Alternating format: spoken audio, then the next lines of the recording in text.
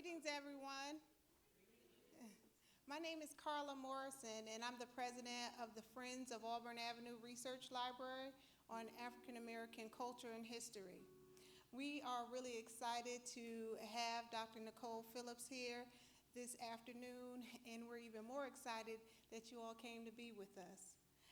We today are partnering with ASALH, which is the Association for the Study of African American Life and History. This is our second time partnering with them, and we look forward to many more activities together. Just to give you a brief overview of Auburn Avenue Research Library on African American culture and history, we are the second of 3 libraries of its kind. The first is the Schomburg. Most people have heard of the Schomburg in New York City. We are the second, Auburn Avenue Research Library, and the third is the African American Library in Fort Lauderdale, Florida. As the president of the Friends, I don't have to, but I like to make sure that everyone is aware of what we do as the Friends. We are the outreach, the community outreach arm of the library, where we go out into the community marketing the library, fundraising for the library, and creating community partnerships. And at this time, we like to invite all of you to become a friend. I brought an application up here just so you can see it, and we will have some out on the table later for you to become a member. We have a lot of things in store. We're doing a book fair in the fall, along with another partnership with ASALH, where we'll be having a Veterans Day program. That is it for the Friends. However, I would like to now introduce the president of ASALH, Dr. David Taylor, to the podium. Thank you.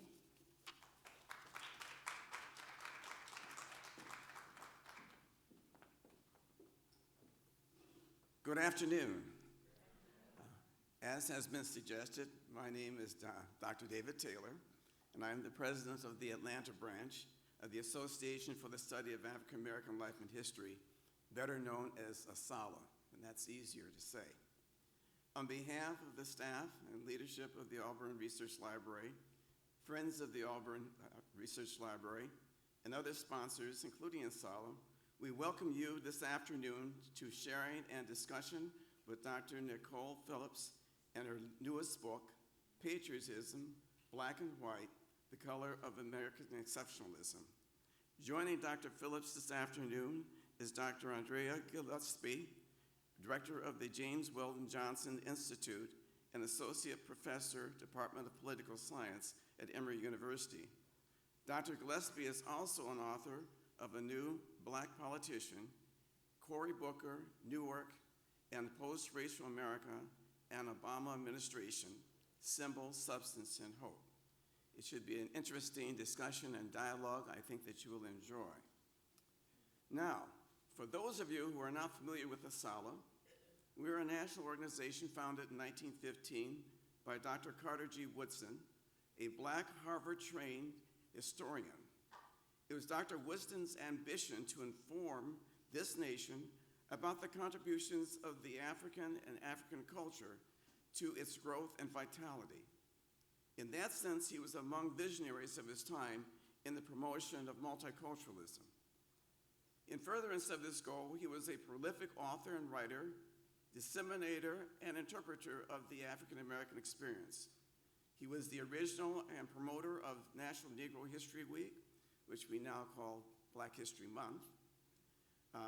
Dr. Woodson wanted this rich history to be owned, understood, and recited by the common African American, not just gathering dust on the shelves of library and archives. We were fortunate in 2015, the national office chose Atlanta to be the site of its 100th anniversary celebration. The Atlanta branch of ASALH was reconstituted and rechartered in that year. One of the goals of the Atlanta branch is to sponsor, partner with, and/or co-sponsor with other organizations and entities programs to celebrate and bring a level of awareness concerning history and culture. This past February, we assisted in bringing rich cultural and Black history programming during Black History Month. And our theme, the national theme this year, was focused on the Black migration. During Black History Month, we also sponsored a Black History Bowl, competing teams from the AUC campuses against one another. We also sponsored a team of junior high students to compete in Athens, Georgia in its Black History Bowl. During the month of March, we are proud to support programs like this evening, recognizing Women's History Month and those women who are in the process of making history and writing history. To this end, Solid Branch is engaged in capturing and recording also the contributions of Black women in the military as part of an ongoing relationship with the Atlanta History Center and the Library of Congress. This afternoon, we are honored to have Dr. Nichole Phillips to share time with us, introducing and discussing with us her first monograph, Patriotism, Black, White, the Color of American Exceptionalism. Let's give a warm round of applause to Dr. Phillips. Thank you.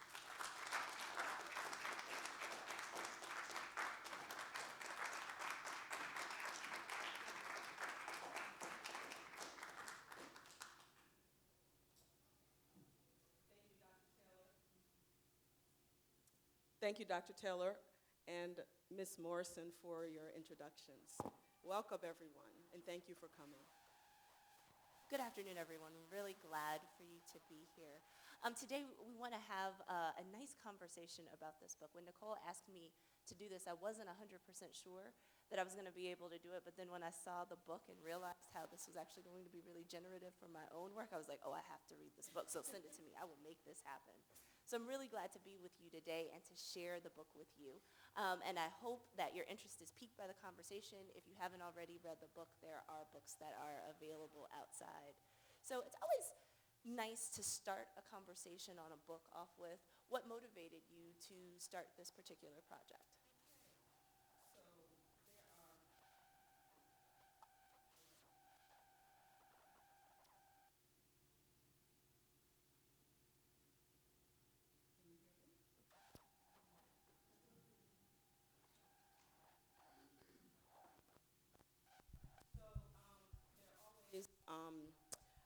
Different factors that contribute to the writing of a book, and I wanted to share with you a couple.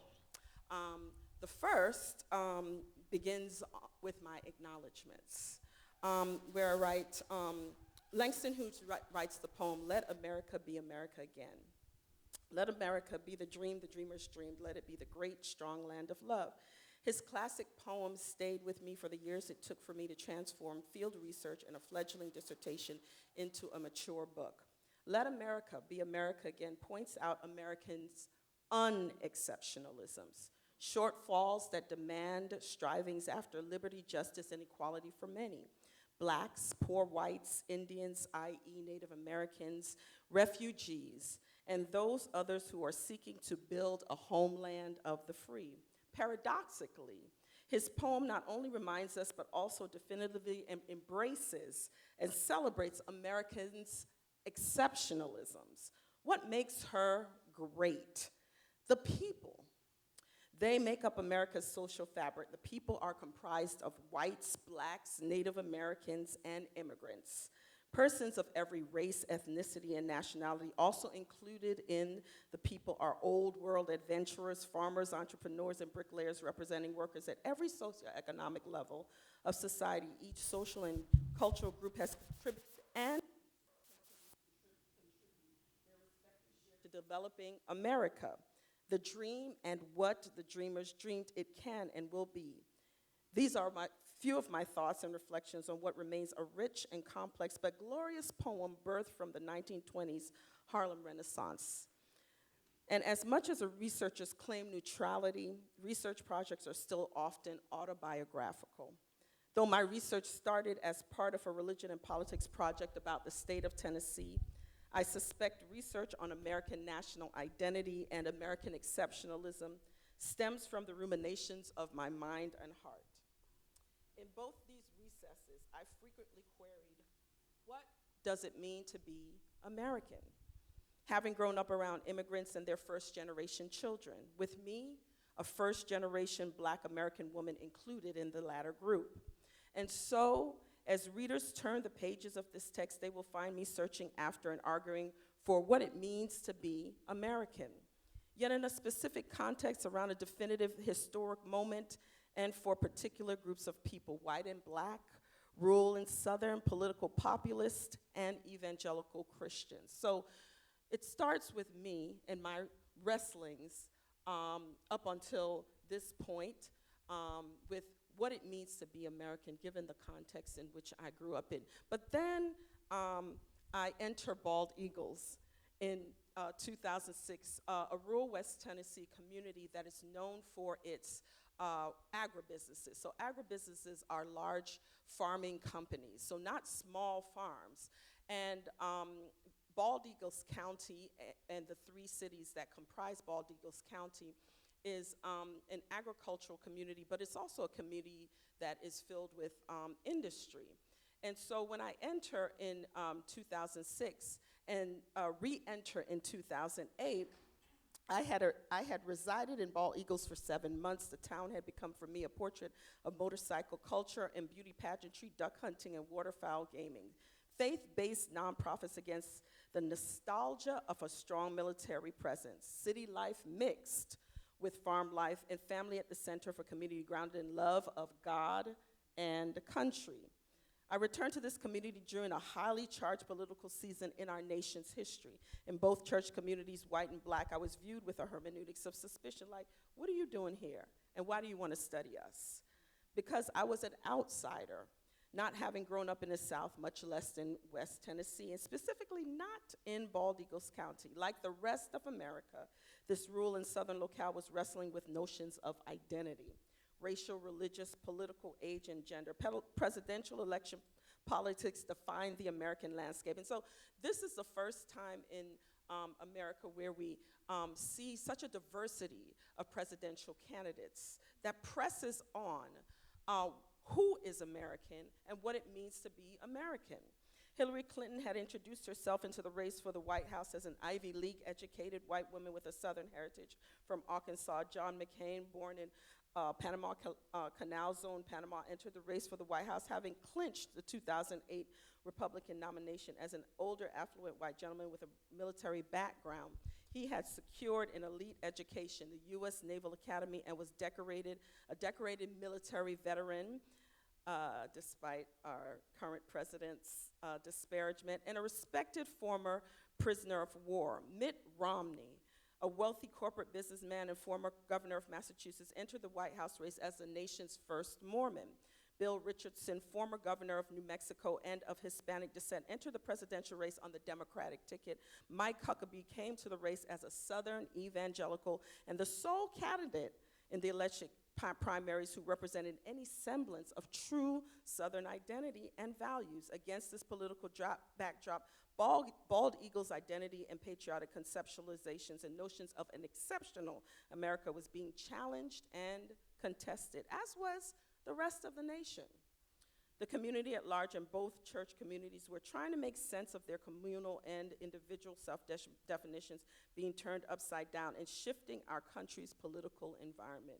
During this tenuous period in our nation and local setting, I asked for their permission to explore 5 subjects: ritual, race, faith, civil religion, and death. Barack Obama entered the American stage with multiple identities: biracial, but self-identifying as Black, born to Kenyan Muslim father, precipitating questions about his religious identity, although he had labeled himself a Christian. Hawaiian by birth, a geographical locale, but having grown up in Indonesia, a Muslim nation, and educated at Ivy League institutions, Columbia University and Harvard Law School, while wanting to connect with Middle America.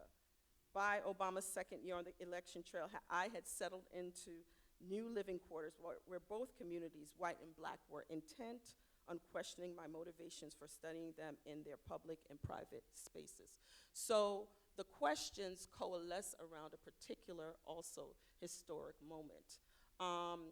questions that had resided in me from the time I was a little girl met the right historic moment for me to be on a field and be able to pose the question to these white and black rural Southern self-identified evangelical Christians. And I say self-identified because, unfortunately, and my chapter 5 is about this, when people think of evangelical, they cringe.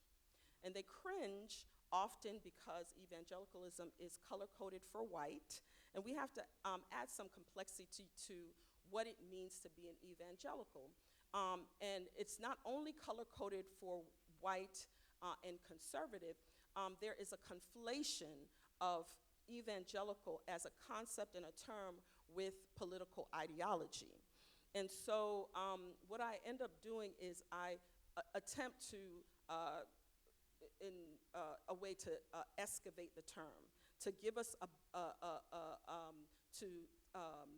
to layer the term, because it is a layered term. And so when I say self-identified evangelicals, I'm looking at self-identified evangelicals from the perspective of theological as well as sociological as well as historical conceptualizations. And I say all three because scholars are always trying to figure out who and what is an evangelical, who belongs to the evangelical camp. There is no, unlike what many people think, there is no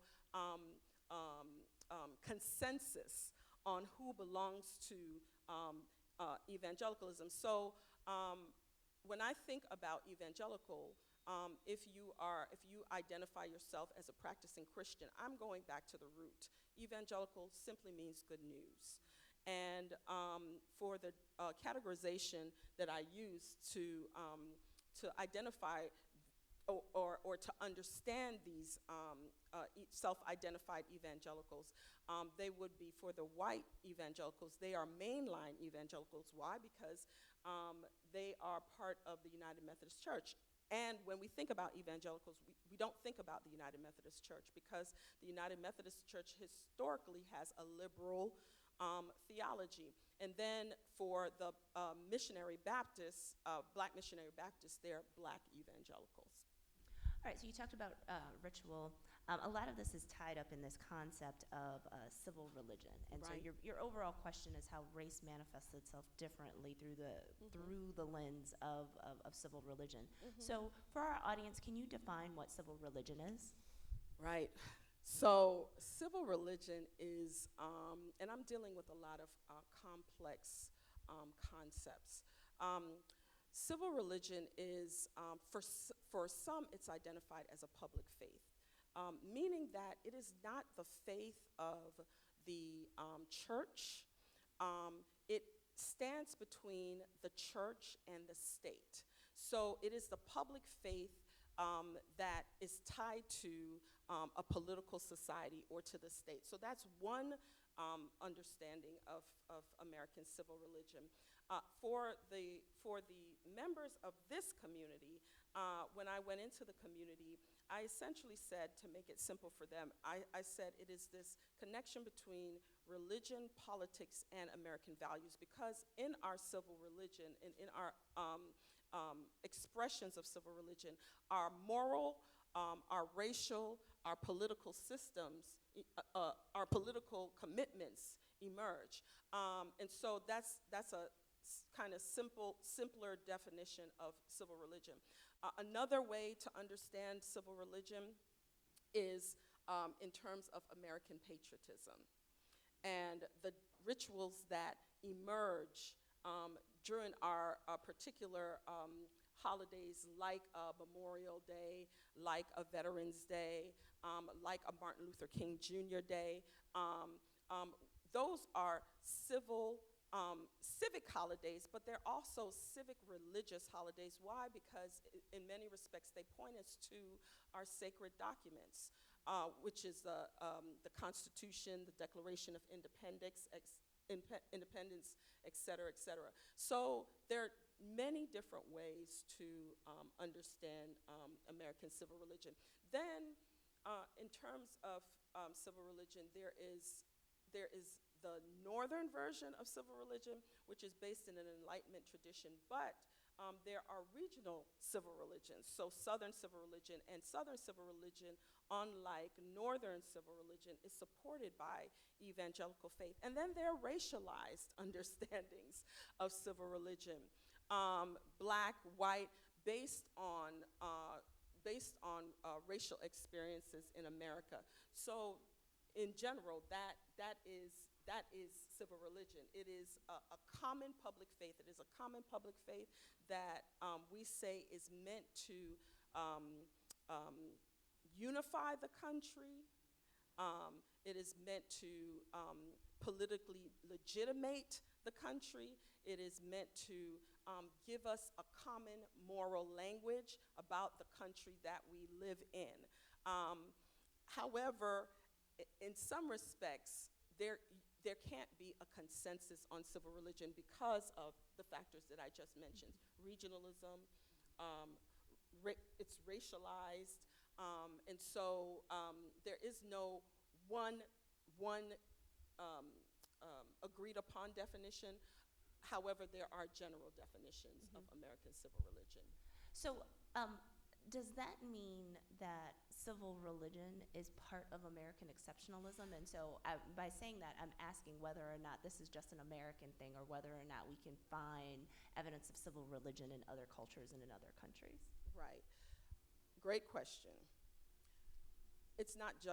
Civil religion is not just an American thing. Civil religion, how we understand ourselves as Americans, is connected to what we define as the greatness of America. All countries have civil religious practices because all countries define for themselves what makes their country great, as well as define who belongs and who does not belong with respect to civil religion. So it's a concept that goes all the way back to Jean-Jacques Rousseau, and it's based in political as well as religious philosophy. So religion has a moral, religion allows for the language, moral language, to be inserted into the state. So it's not unique to America. All countries have civil religion, or all countries have, if not a civil religion, a civil or civic philosophy. So you talk a lot about war and you talk about blood. And in a civil religious context, from a Judeo-Christian standpoint, when I think of war, I could think about the conquest of Israel in the Old Testament. And when I think about blood in the New Testament, I'm thinking about the blood of Jesus. But what do you mean by talking and invoking war and blood in discussing civil religion? Okay. So let me help you out with that. So let me read from the book. 1 second. While I'm trying to find that, I want to share that specifically. Okay, so bloodlines. So I'm reading from page 12 of my book. Bloodlines are the primary means by which civil religion produces group cohesion, which next to violence is a unifying social force, sorting groups and transforming members into us and them categories. Rhys-Williams extends the meaning of this concept and writes prolifically about the connection between bloodlines, land, and American national identity, bringing up the degree to which blood and its connection to land constitutes the content of civil religion. Arguing for the association between race, religion, and American national identity when speaking of the content of civil religion underscores an implied understanding of nationhood as white Christian American. Bloodlines ascribe social identity via group membership, whether such belonging is genetic, nationalistic, religious, or to a primordial community. Civil religious understandings of blood and land are integral to creating tribal identities and particularly applicable to American national identity, especially in this current political climate. The ties between blood and land and religion begin to explain why America's struggles with national identity consistently revolve around questions of who counts and who does not count as American.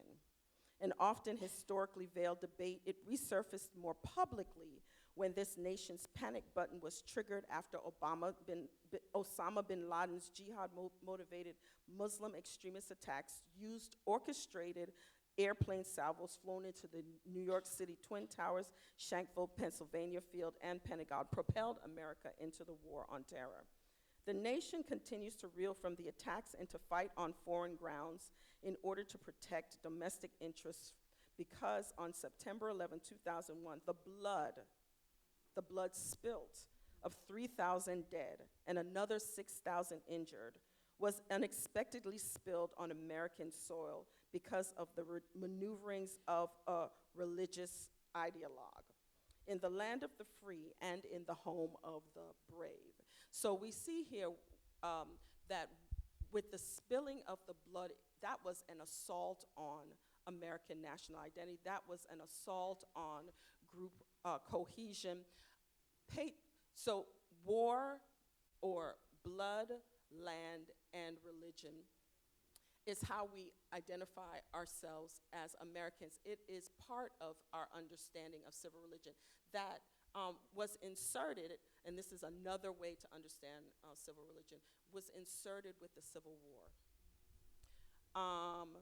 With the death of Abraham Lincoln,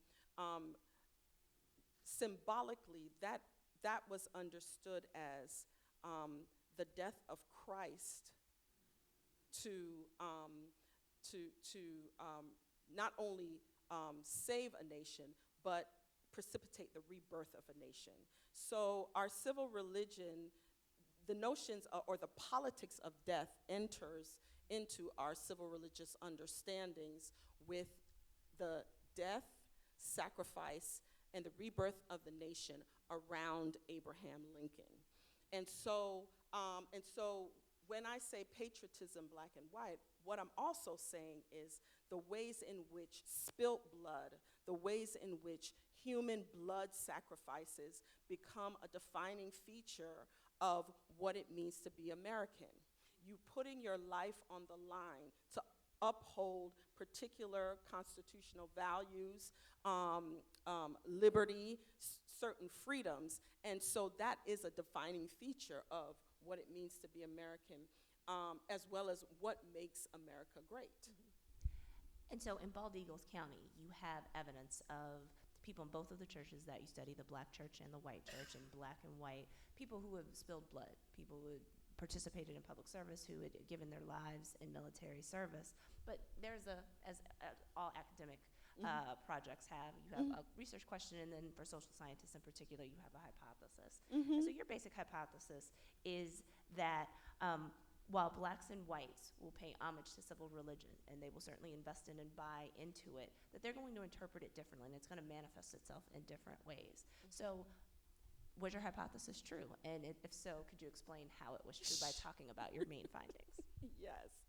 So my hypothesis is true in that, and I don't want to, so at this point, we're talking about the distinctions between whites and blacks, but what I don't want us to miss is the power of regionalism. So my book is also about the ways in which blacks and whites are similar, not just different and distinct. But in answer to your question, well, even before that, because in this area of the country, which is a God-fearing area, it is the Bible Belt, and I talk about this in the first, I think, chapter of the book about the Memorial Day celebrations and the fact that both blacks and whites practice a particular type of nationalism, okay? Nationalism, i.e. patriotism. And so that comes out in the particular speeches that are delivered on that day at the white burial ground. So we were at the white burial ground first, and we had the white preacher deliver his sermon. That he was a veteran as well as an ordained minister. And at that time, there was strong advocacy for American nationhood because of the spilt blood around September 11th. It definitely is, and I don't want to say, when we use the term racialized, often we think of racism. Racialized sociologically doesn't always translate to racism. Racialized means that based on the experience of the particular race, racial group, or ethnic group, they are how they experience their livelihood, how they are oriented, so on and so forth, is tied to race. So it doesn't always translate to racism, but those are racialized experiences. So if you're white, you have a particular way of being in America that is attributed to your whiteness. If you are black, there is a particular way of being in America that's attributed to your blackness. If you're Asian, if you're Latino, so on and so forth. And so racialized experiences mean that on that day, the minister, the white minister, spoke about the myths and the history of America and tied it to biblical texts, because he was expressing what it means to be American, and specifically what it meant for it to be a rural American, a rural Southerner. Now, there was a racial component to it because embedded in his understandings was white. That doesn't allow for other races to be included in the message that he was delivering. And then we had the Black Memorial Day. So we all drove from the white burial ground, which was the main cemetery, over to the Black burial ground. And we had an African American veteran who was a minister deliver his address. Nationalistic, full of racial pride, yet his address was somewhat different.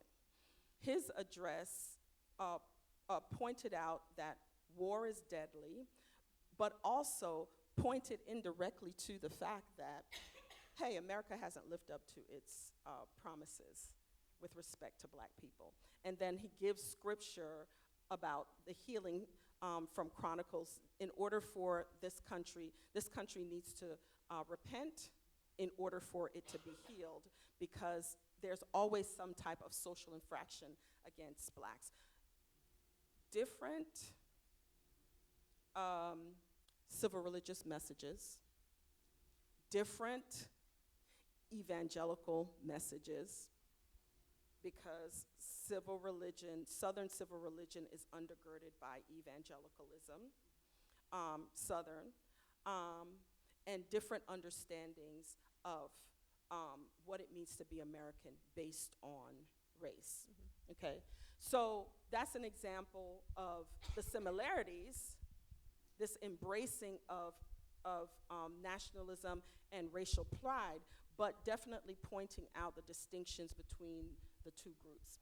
And so I turn to, and this is in the civil religion chapters, the type of civil religion that is practiced by whites, and definitely the rural Southern self-identified evangelical whites that I encountered, are a civil religion that connects God and country.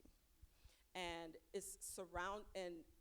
there are particular what I call landmark and legitimating symbols that are central to white leadership of the home, of the church, of the community, and undergird patriotic practices and are connected to patriotic practices. So these landmark and legitimating symbols are the Declaration of Independence, the Bible, the cross, the American flag. All of that reinforces the identity, the regional and American national identity of this community. And I love my book, but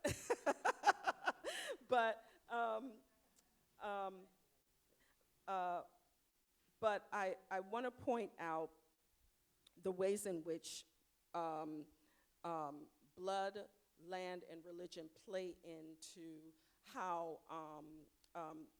civil religion is understood in practice. So I call your attention to, on page 200, a conversation that I have, and I'm not going to read through the whole thing, that I have with 3 men. And they are, and a lot of times when we think about the type of patriotism that is identified with white people or white Southerners, it's a jingoistic. But the people who I'm encountering, they are educated peoples. They're not backwater or dumb people. So Larry Jones, Edward Smith, Campbell Scott. Larry Jones is a married 58-year-old executive in the banking industry.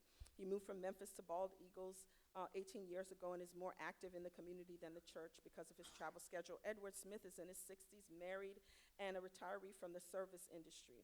He has always been an active Boy Scout leader. Having himself been a Boy Scout, he believes scouting builds character and leadership in young men and women. He also participates in the Bald Eagle Civitan Club for special needs youngsters and young adults. Another constructive use of his time is spent in church activities. He has lived in the town for 35 years.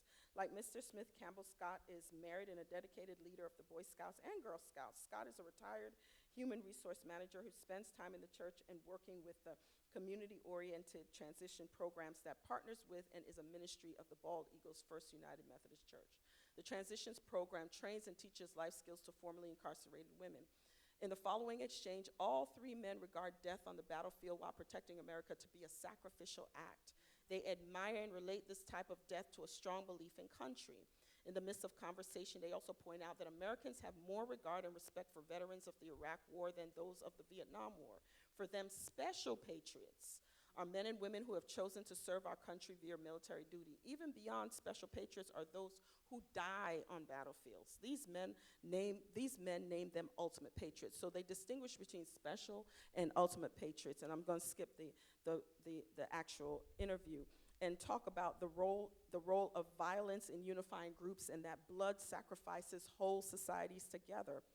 Totem myths are creation sacrifice stories with corresponding group-forming rituals that give rise to group identity. These myths give meaning to and are organized around violent events to which blood sacrifices are central. With respect to American experience, the American flag is the sacred totem object around which war as ritual sacrifices fought in order to maintain the groups that constitute our national identity. The flag soldiers carry into battle signifies their willingness to go to the border and die. The sacrality of the flag is marked by patriotic rituals, producing a reverence and respect comparable to the Christian cross that Jesus Christ carried, that stands at the border between life and death, and also signifies a sacrificial willingness and recalls the origins of European nation states within the sacrificial systems of Christianity. The myth of the sacrifice, Christ who dies for all men and women, makes every sacrifice soldier a remodeled Christ, dying to redeem his countrymen. Every soldier becomes a redemptive, sacred figure to subsequent generations of celebrants. Border regions mark the crossroads of death and life. The border region is where the group, i.e. Americans, will ritually defend what it means to be a group and where members will sacrifice themselves in order for the survival of the group. Border experiences facilitate group sorting, enable designation of an enemy, distinguishing between us and them. And I'll skip quickly. Larry Jones and his friends speak of the ultimate patriot in honorific terms because the ultimate patriot is a border crosser, crossing from life to death. He is the insider who has been changed into and consequently dies as the sacrificial outsider because we construct our identity as a nation from the flesh and blood of sacrificial group members. See, that's a secret that we don't talk about. We send our young into battlefields, and we send our young into battlefields in order to maintain social cohesion and group identity. The most that people in this community get is when we run up to them and say, thank you for your service. But we don't really recognize the type of service that they are giving in that. They are sacrificing their young for the rebirth of the nation and for the maintenance and the cohesion and the unity of the nation.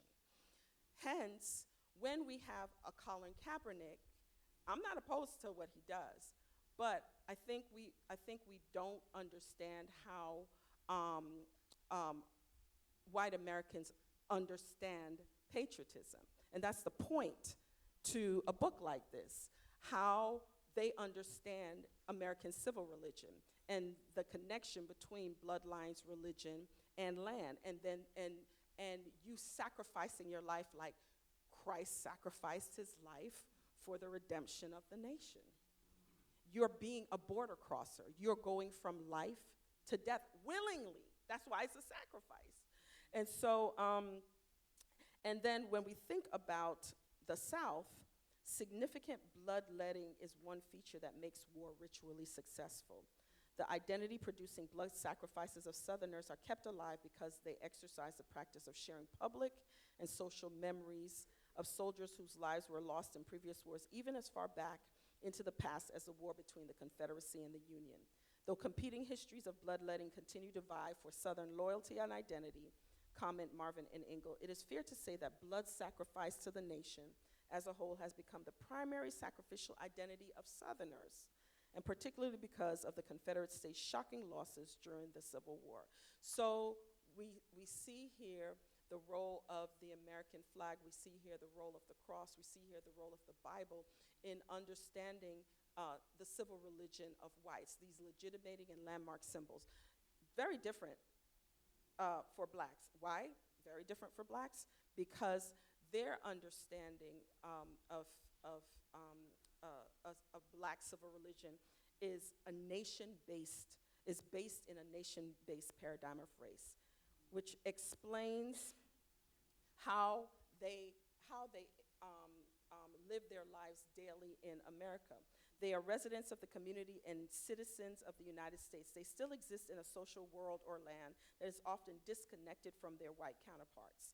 In offering this paradigm, sociologists of race, Michael Omi and Howard Winant suggest that race is a master, though not a transcendent category, that profoundly and doggedly shapes the history, politics, polity, economic structure, and culture of the United States. While this approach intimately connects race and nation through the concept of peoplehood, Omi and Winant observe the irony and problem with race as peoplehood. That is, from the nation's founding and the settlement, American social collectivity, encapsulated in the phrase, "we the people," has been metaphorically designated as a white nation. Race as peoplehood employs a racial schema that distinguishes between oppressors and the oppressed, colonizers and the colonized, the free and the enslaved, and thus whites and other groups of people. As such, the idea of we the people demands a particular Anglo-conformity to whites that is developed categorically and exclusively in the national image and culture of whiteness, equating a multinational, I'm talking about America, a multinational, multi-ethnic, multi-creedal country to whiteness leads to questions raised by the likes of W.B. Du Bois in The Souls of Black Folk. Your country? How came it be yours? Before the Pilgrims landed, we were here. Or questions issued then in 2015. What about the others? The trope of America as a white nation is paradoxical, for it represents both nation building and the zeal of the pioneering spirit to open up new frontiers and borders, contributing to social cohesion and national unity. But it is also the site of racial division that persistently dismisses, disregards, violates, and negates other races and ethnicities. However, it is the hallmark of the practice of black patriotism in this town, where black residents exhibit a high regard for democratic principles, for black town folk, the countercultural spaces where American liberty and equality and where the exercise of rights and responsibilities are played out in the black family, church, community, and the military. So I have 3 questions before we move to audience questions. So my first question is a methods question. So I'm sorry for being a nerd, I just have to ask. Okay, go ahead. Okay, so you talk a lot in the book about positionality, which every qualitative researcher who's using ethnographic methods talks about. You talk about how that affected your data collection. So can you elaborate more on position and hierarchy and being an outsider, how you're defining being an outsider, and how that actually helped your research and hindered your research? Okay. So,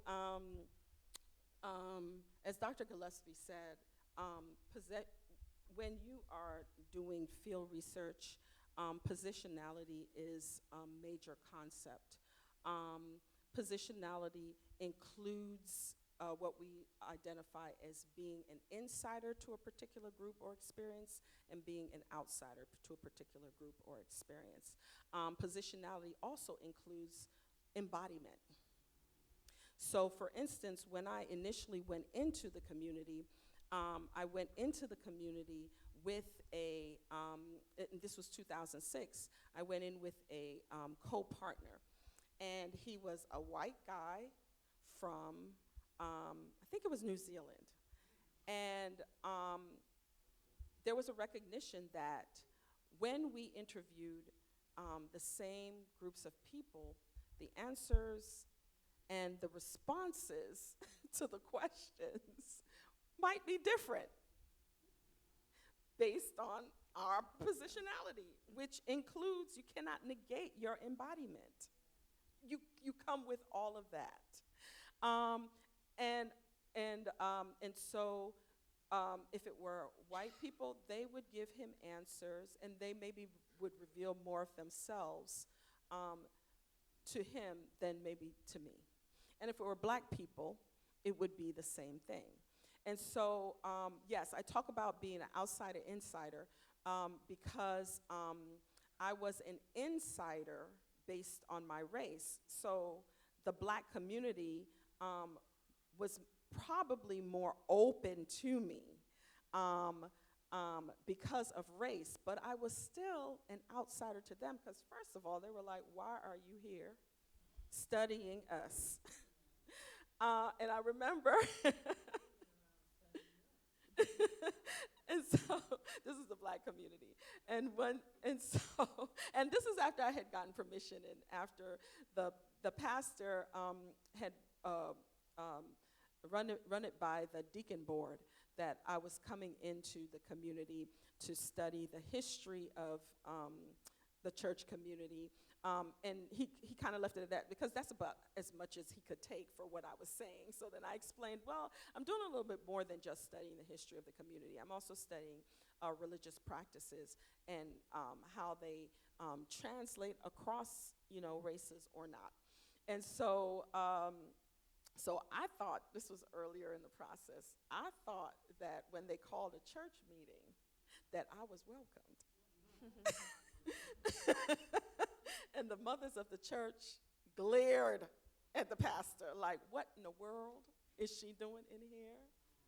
And I'm sitting there like, okay, the church meeting's about to start. Da, da, da, da. And they're glaring at the pastor, and he goes, Sister Phillips, you are welcome to any part of this experience, but this is for members only. So what did I do? That's right, I left. I left. I mean, when you go in from the outside, you have to develop trust with those who you are going to be in conversation with over the subject that you're going to be in conversation with them. And I had to develop relationships of trust to gather the data that I was attempting to gather. So I kindly picked up my stuff and I walked out because I understood what they were saying. And the white community was wondering the same thing, like, why are you here? And they would in earshot say, what is she doing here? Like, why is she studying us? And so they were responding to me based on race, because for both communities, I must have been the first ever Black female researcher that they had ever seen. You know, because research is done by white folks, right? And so they both responded to me. The white community, however, allowed for my entree because even though I was Black and female, it was quizzical because I was also representing an elite Southern institution. So there were questions, it was problematized because I was then looked at as being better than the Blacks in that community because I'm a well-educated Black. And so Evelyn Brooks Higginbotham lays out a term, the politics of respectability. And politics of respectability was operating in both the communities. So for those who don't know the term, this politics of respectability was related to northern race women, Black women, going south to uplift the masses, right? And even now we have many discussions, debates, et cetera, around what is respectable politics. So the pushback for the Black community was like, is she this kind of like well-educated race woman from the north who didn't have any ties to the rural community, doesn't have any ties to the South? My people come from the South of the South, the Caribbean. And so it's kind of like, okay. And then there was a different politics of respectability operating, which was around what I say, Southern hospitality. So people often, the white church members often ask me how, like, are we treating you right? Are we treating you well? And rightly so.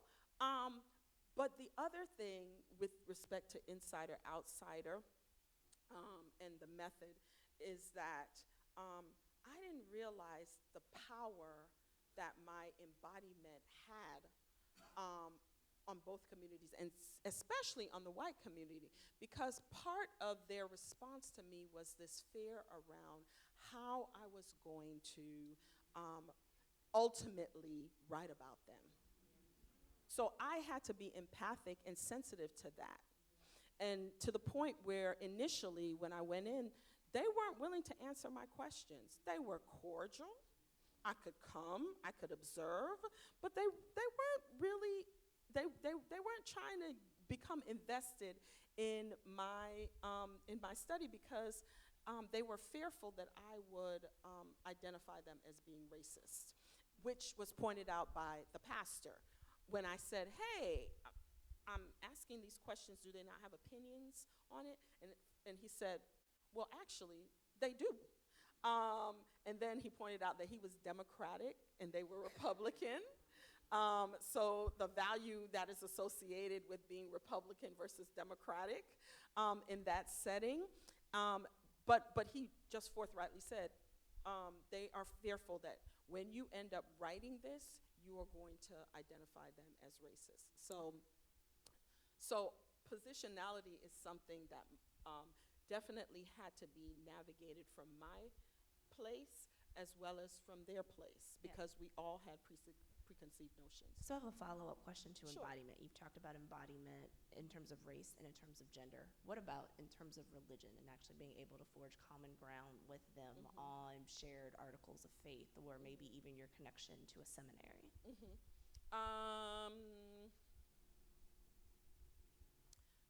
You know, the interesting thing is religion doesn't necessarily, I think that they had assumed that I was a person of faith, because when I said this institution that I was affiliated with, it's a United Methodist institution. And so those questions of, and you're still talking about methodologically, right? Those questions of faith and my being able to connect with respect to faith didn't necessarily come up. The other thing is that I would attend the Bible studies. I was a youngin', there was like a Wednesday morning Bible study, and I was a youngin' in the Bible study, and so I would participate and I would contribute, because I was also attempting to understand for my white community. I would attend different events in both the white community and the black community, and then in the county. And so it was clear to them that I had some connection to religiosity and faith. And so that wasn't as much of a hindrance to our forging a relationship. But what I will say is that I chose not to disclose that I'm an ordained minister to I chose, because I was coming in as a researcher, so I chose not to disclose that I'm an ordained minister to either community until I was about to leave the field. Why? Because I didn't want them to respond to me as a religious, in terms of religious authority or being a religious figure. So I made particular decisions, and actually, at the end of the 4 years, I ended up delivering or preaching at both the white church and the black church. When I finally disclosed that, oh yeah, I'm also a minister, I didn't want,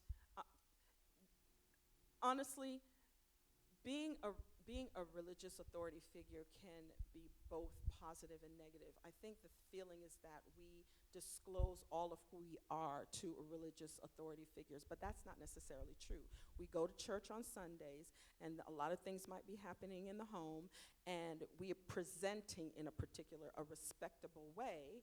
And so if you are, that means that you don't necessarily want your pastor to really know what is going on in your inner life or in your home life. And so that is the negative to, if I had identified, then they would be like, okay, we don't want to disclose ourselves to her because she is a religious authority figure. But the positive side is, maybe if I had earlier, maybe they would have, there wouldn't have been this kind of division between my Africanness and my Americanness. If I had, that would have been the bridge. Yeah. So at the end of the book, you try to chart a new vision for American exceptionalism. Can you describe what your vision of American exceptionalism is? Right. So what I didn't get to talk to you about is, and this ties to the end of the book, President Obama gives his definition of American national identity or American civil religion when he delivers his speech, the more perfect union. So that metaphor in terms of American national identity is about, despite our differences, we are unified, right? And then the strength, we the people, the strength of a more perfect union is that despite our differences, despite our conflicts, despite the hiccups and our inabilities to get along with one another because of differences, we're always striving towards inclusivity. So that particular metaphor, we the people, holds for President Obama both an understanding of what it means to be American, meaning unified, as well as what is the strength of America. Despite infractions, social infractions, there is inclusivity. For our current president, he has articulated a color-coded political message, politically laden and message type of understanding about what makes America great. And that ties to state sovereignty. But what people need to understand is that the messaging is such that, and the nostalgia is important because of the way that for communities like Bald Eagles, they remember their boys going out to war and coming home in body bags. And so nostalgia is what makes America great is our ability to defend our nation even if our boys come home in body bags. So that's why his messaging is the way it is. And so I challenge that and say, okay, that's the messaging, but then you have to, as a president, give us something to work with in terms of American national identity. And so this is the last question. So I just wanted to go back to give you what he inherits when he comes in as president. As I wrote in 2017, Americans continue to endure times of trials that result from religiously inspired terrorism. One source of mass migrations of peoples of color and a subsequent refugee problem that has sparked a rise in right-wing extremism and nationalistic reactions to these foreigners. Added to those concerns are immigration and border control troubles and unanswerable questions about how to treat and prevent Islamic radicalization in the United States, while simultaneously recognizing that it is not Islam as a religion that is the problem, but its adoption by violent religious ideologues for disastrous ends. This is a mere short list of some of the challenges that were inherited by the new administration upon the election of Donald Trump to America's executive office in 2016. They became markers of a post-9/11 America and evidenced a crisis in American national identity. That is, they have become provocations for disputes about whom Americans are to include and whom they are to exclude from the American dream.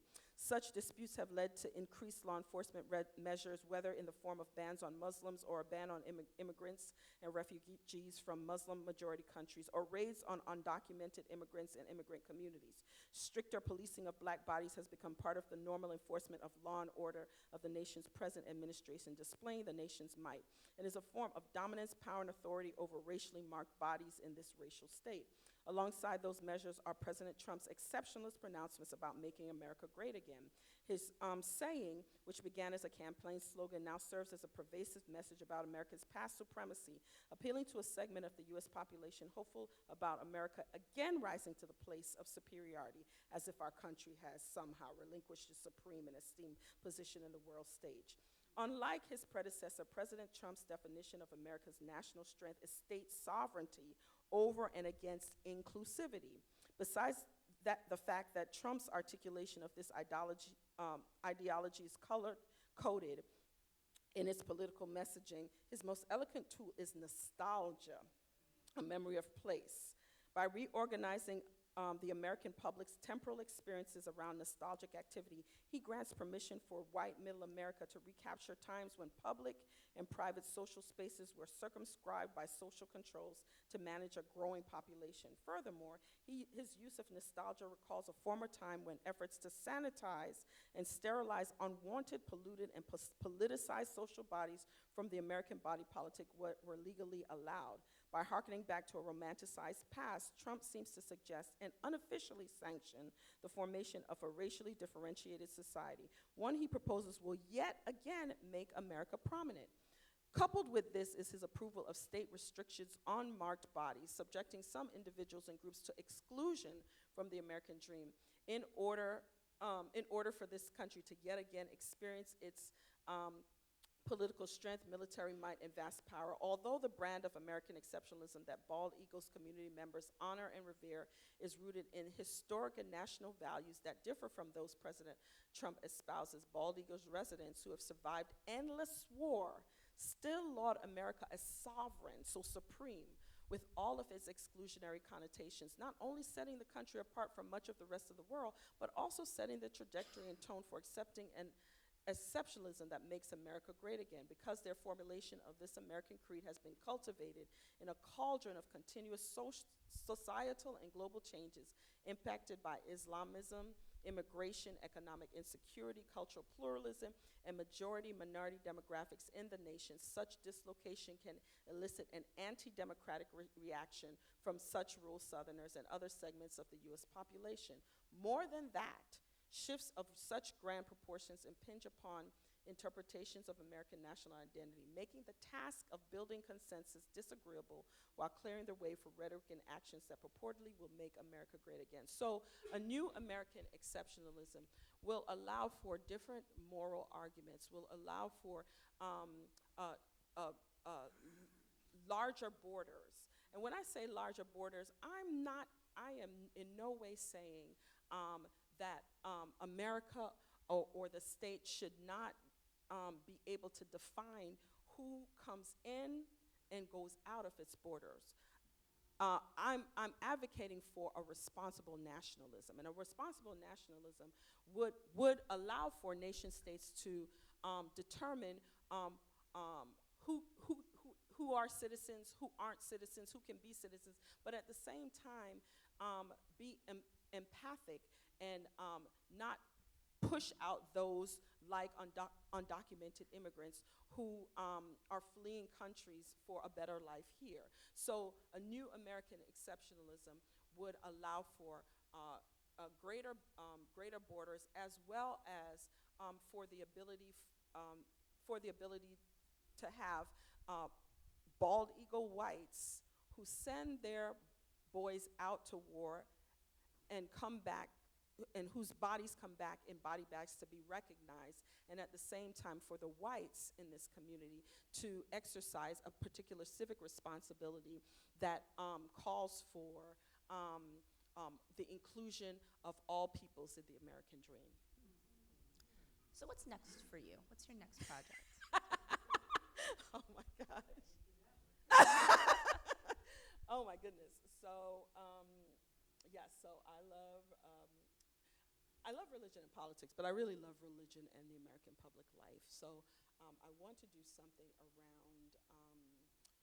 the ways in which Black mothers' mourning, like crying, like tears, translate into political activism.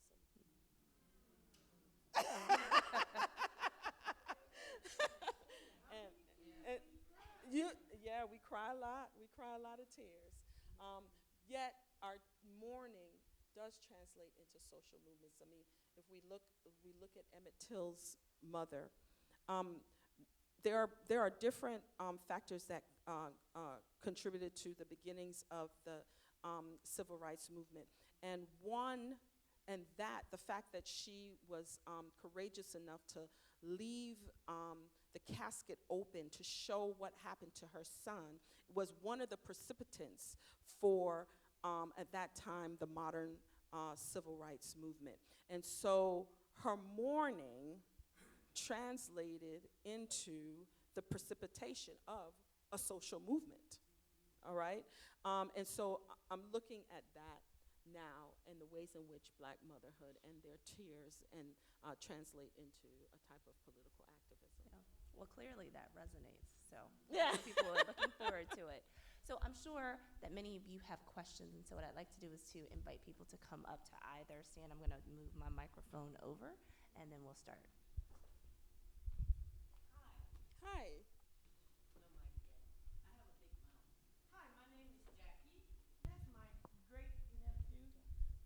It's no mic. Oh, it's there.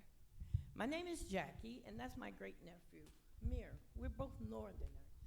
We know nothing about a lot of the things that you're talking about because it was well hidden. I'm gonna speak about me. It was well hidden, and I'm 63. when I was raised in Detroit.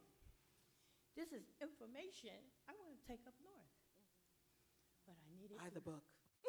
Yeah, but I need it for the children. Are your plans going to expand for our children? Because I can only carry one book. They got a whole future ahead of them. Thank you. So what do you mean, are my plans going to, Yeah, I have an intellectual disability. So I'm starting learning all over again. I'm going to go to college free. I'm doing all these things. But history that I don't have, I can't give to my great nephew from your book because I'm barely comprehending it, and I want to tell him about it. So I need you to break it down for the children because Okay. they're what's going to carry the message. We're limited. To me, as an adult, we only going to go so far. He's going to go a whole world around. We don't know. You know what I'm saying?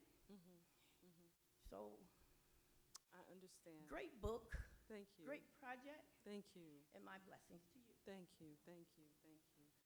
Well, but to answer your question, I don't know in terms of going into the school system, but definitely community forums like this that draws out the community and draws out different segments of the population are important to me in terms of engaging the public and delivering the information that is necessary.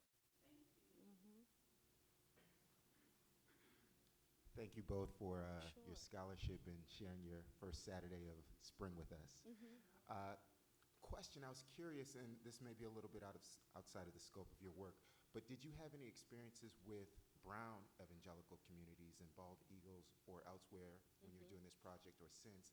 And how do you feel they may factor into this kind of question as one of the fastest growing demographics within our country and within evangelical churches, and being seen as somewhat of a hybrid between like a King evangelical or maybe like a Billy Graham evangelical? They're kind of in between both of those two communities.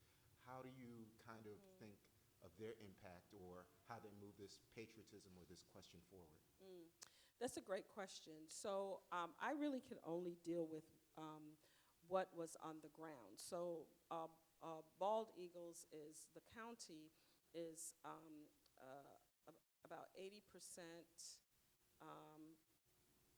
it's about 80% white, 15% black, and then everyone else. So there weren't, in terms of the Latino question, and at that time, because remember this is 10 years ago, and I'm also saying that in order to understand what's happening on the ground now, we need to look back, and we need to look all the way back to the beginnings of the War on Terror. And so the percentage of Latinos is in the community is very small, like 2%, right? And there was a Mexican restaurant there. Primarily the workers, and they were migrant workers. They would come and work on the farms. And so that wasn't a segment of the population that I had exposure to, and was able to,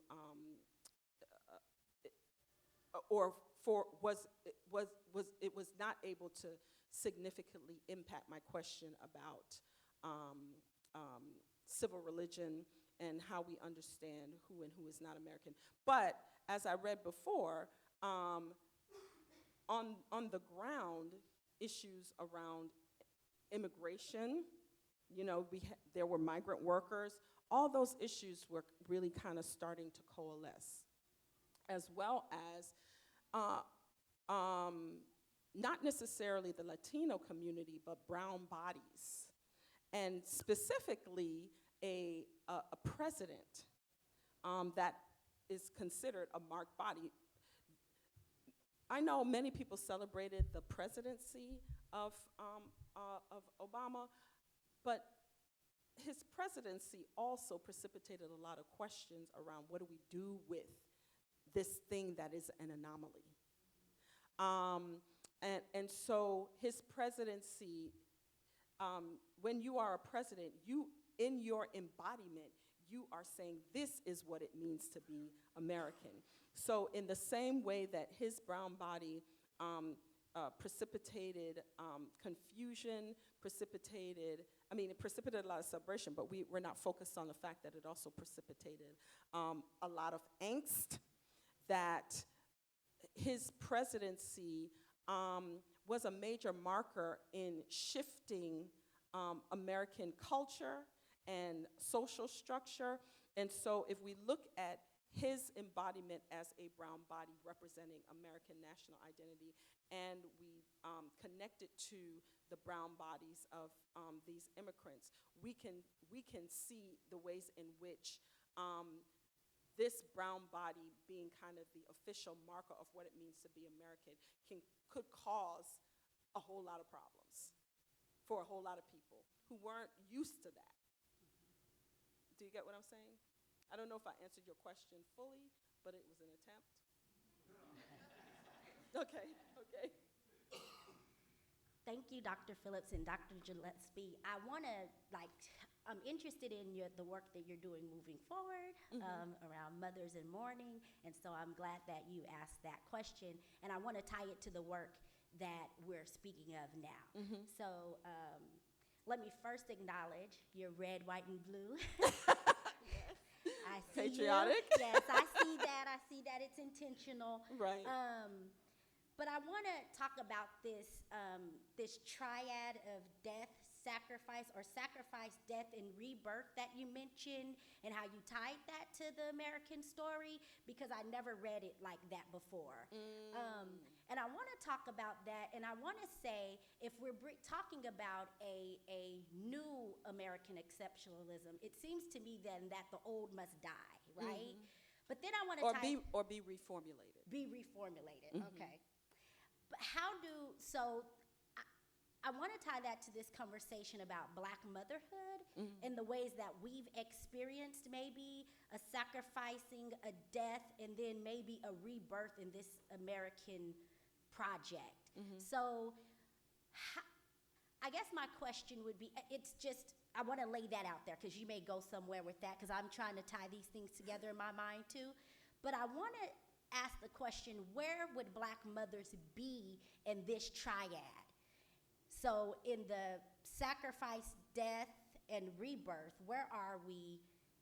And let's just talk about that. And then this idea of, I guess,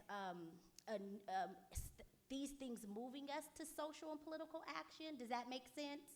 So at some point, the mourning is not in vain. So there's a crime, but it's, from what I'm hearing you saying, it's leading us somewhere, just as death and sacrifice are too. So are you understanding? I hear what you're saying. So the death, the sacrifices that, so I'm really at the beginnings of this next project, but make no mistake, the death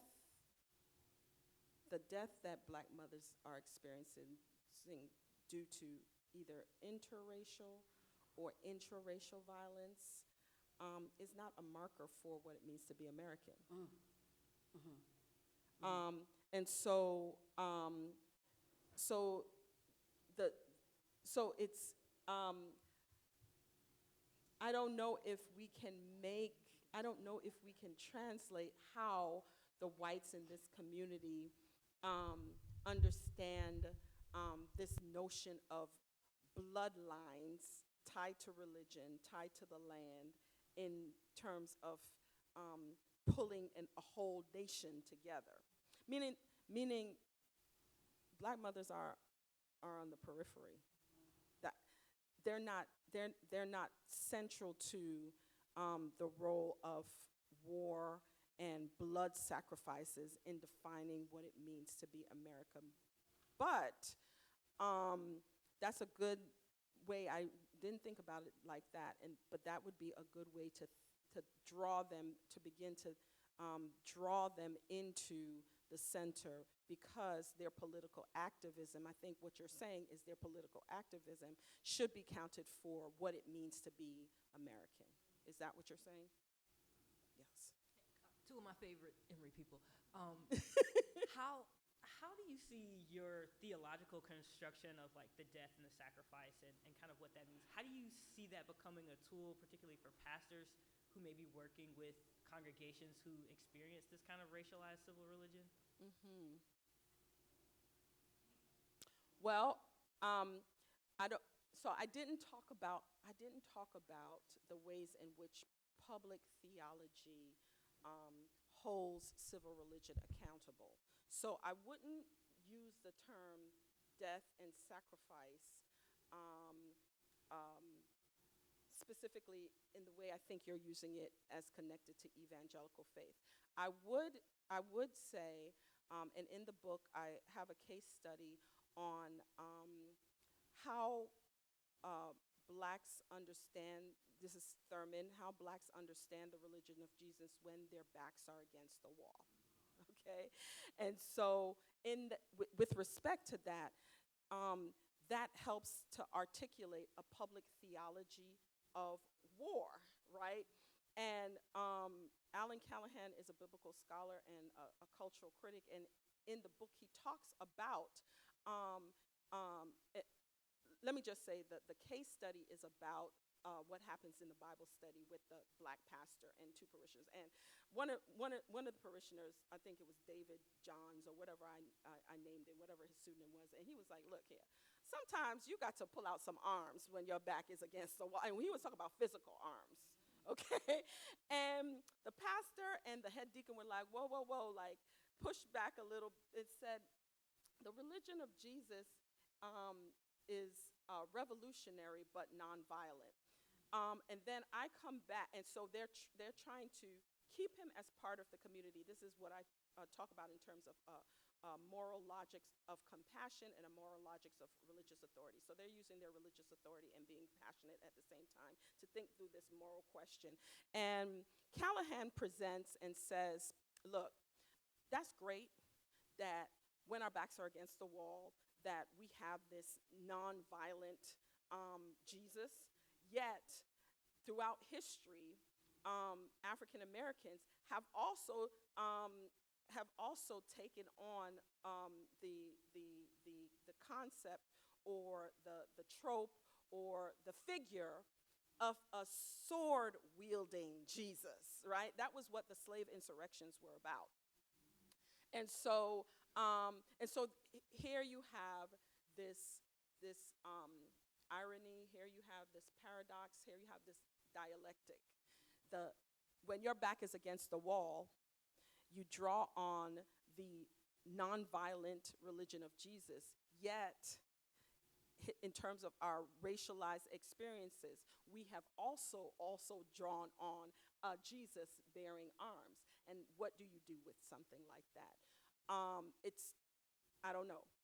It's something to hold. But what I do know is that both forms or both figures of Jesus translate into a public theology of how we fight against isms, what is happening in our community, the social issues that, pull our community down, so on and so forth. So that's what I can offer. Thank you so much, Dr. Phillips. I am actually just getting us together to close out this portion of the program. Okay. This is 3 parts. So we've had the conversation with Dr. Gillespie and Dr. Phillips. Now we're going to have the book signing. So we would like to invite you all out into the atrium to purchase your book, where she will sign, and then we will have a reception thereafter. But on behalf of the Friends of Auburn Avenue Research Library and the Association of African American Study, I wanted to, before people got up, I just really wanted to publicly thank, yes, and you can do that. I just want to make sure we're preparing everybody. We're shifting. For the shift. We're shifting. So I wanted to publicly thank Dr. Andra Gillespie for engaging me. Thank you for a rich questions, and hopefully it was a rich discussion.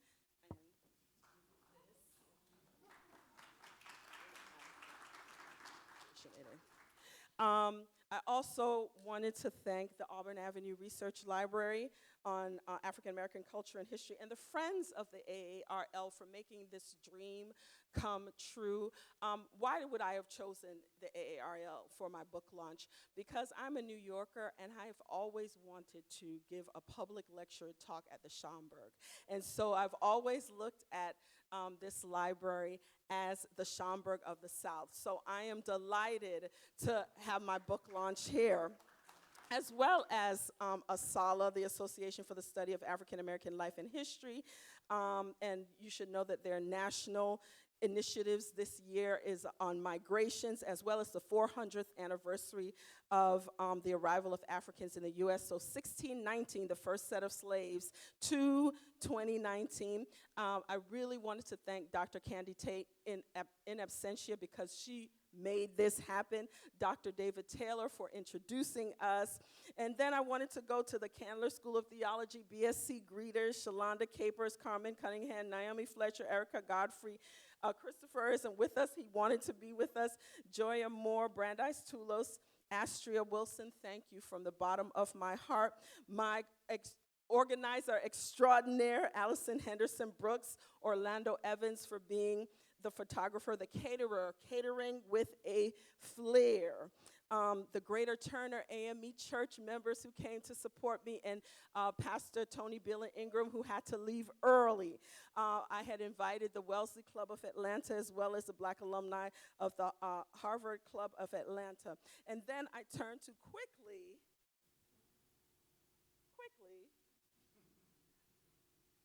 the inner circle. My mother, in absentia. I wouldn't be here if it weren't for her. Pastors Ray Hammond, who's my father in the ministry, as well as a friend, as well as a mentor and a guide. Pastor Gary Gibbs, who's my mother's pastor, who's always been praying over me, over this project, etc. My inner circle students, Miss Bridget Hall in absentia, who sent me a prayer this morning. Mr. Richard Branch, who, as I was writing, would ask me all about the process and what I was writing. Longtime girlfriends, Dr. Elaine Lelaine, Faye Holder, Niles Uzama Henry, Rachel Barlow, Helen Hayes, Wendy Reedus, a prayer partner who prayed with me this morning, Reverend Kanisha Billingsley, my rock in a weary land, my waymaker and promise keeper, my God. Thank you, and thank you all. Thank you so much.